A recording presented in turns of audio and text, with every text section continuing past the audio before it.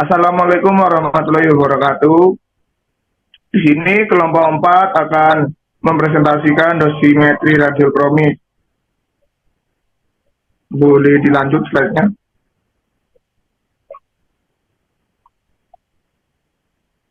Prinsip kerja yaitu ada beberapa lapis.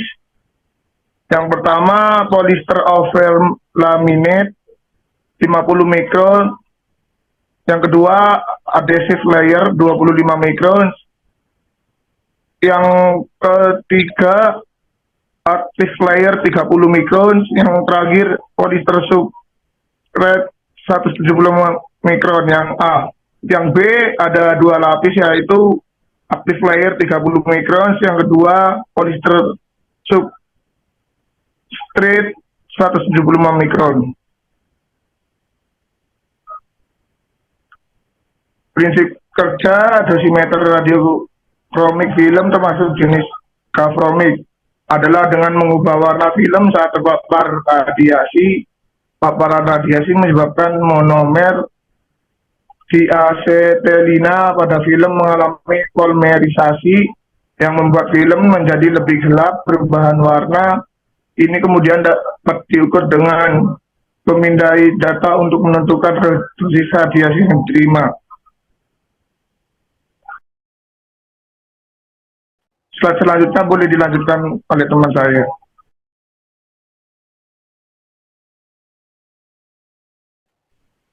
Untuk kegunaan dari dosimetri gakromik biasa digunakan untuk mengukur dosis radiasi. Film gakromik dapat mengukur dosis radiasi dengan akurat dan digunakan dalam berbagai aplikasi termasuk radioterapi dan penelitian radiasi. Selanjutnya bisa dilanjutkan oleh teman saya. Formula perhitungan.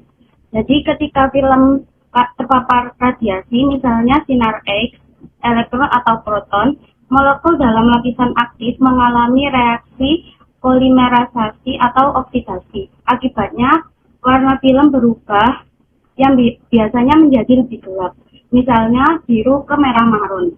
Warna yang terbentuk menyebabkan perubahan dalam densitas optik atau OD. OD adalah ukuran seberapa banyak cahaya yang diserap oleh film, kemudian film dipindai menggunakan bed scanner atau densitometer.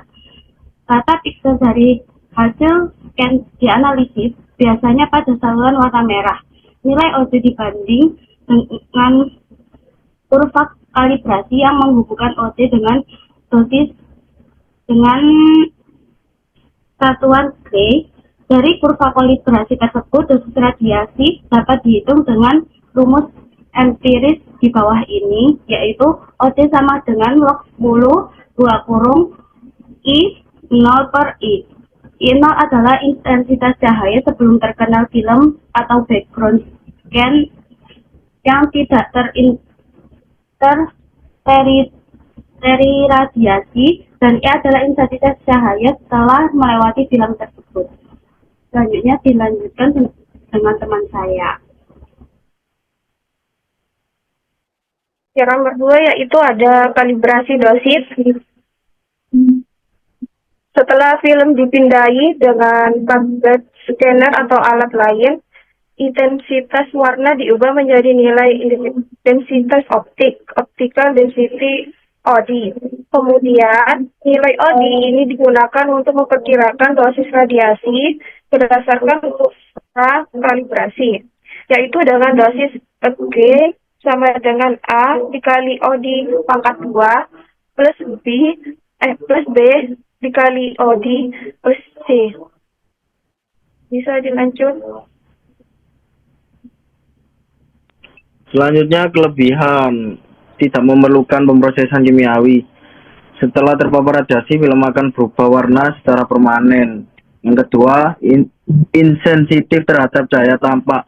Penanganan film menjadi lebih mudah karena tidak sensitif terhadap paparan cahaya ruangan. Yang ketiga, rekaman dosis permanen. Film yang telah terpapar menyimpan informasi dosis secara permanen. Yang keempat, dapat dipotong sesuai kebutuhan. Fleksibilitas untuk memotong film menjadi berbagai ukuran dan bentuk sesuai dengan area pengukuran. Yang kelima, hampir setara dengan jaringan. Komposisinya mirip dengan jaringan lunak sehingga memberikan pengukuran dosis yang lebih akurat dalam aplikasi medis. Dan terakhir, resolusi spasial tinggi, mampu mengukur perubahan dosis pada skala sub-milimeter. Selanjutnya dilanjutkan dengan teman saya.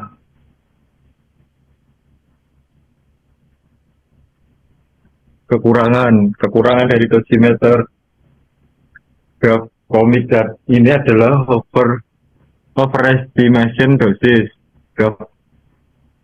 Grafkomik EBT3 dapat memberikan nilai dosis yang lebih tinggi dari yang sebenarnya, terutama pada atom homogen. Dan yang kedua adalah sensitivitas terhadap perubahan parameter teknis. Konsistensi hasil grafkomik dapat terganggu oleh perubahan parameter teknis seperti kecepatan modulasi dosis atau dosis rendah. Yang ketiga adalah ketergantungan pada kondisi pengukuran. Pengukuran grafkomik dipengaruhi oleh berbagai faktor seperti kondisi, pengukuran, pengembangan, dan pembacaan film. Yang keempat adalah prosedur analisis yang rumit. Analisis film grafkomik membutuhkan waktu dan prosedur.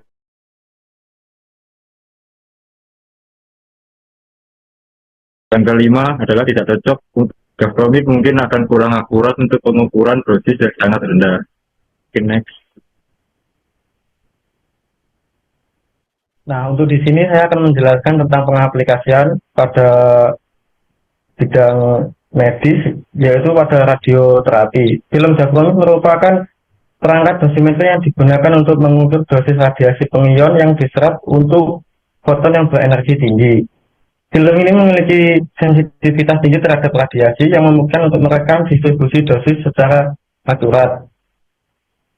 Dalam contoh kasus di sini yaitu ada pengukuran dosis kulit dengan menggunakan film grafkomik jenis EBT pada pasien kanker serviks. Untuk selanjutnya dapat dijelaskan oleh teman saya.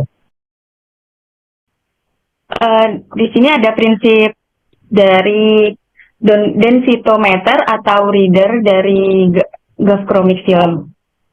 Yang pertama kita akan membahas komponen utama dan fungsinya. Yang pertama yaitu sumber cahaya atau light source, digunakan untuk memancarkan cahaya dengan panjang gelombang tertentu yang sesuai dengan puncak penyerapan film grafkomik, sekitar 633 sampai 675 nm. Sistem optik fungsi yaitu untuk memastikan pencahayaan seragam dan resolusi spasial tinggi. Yang ketiga ada meja atau tempat film atau film stage.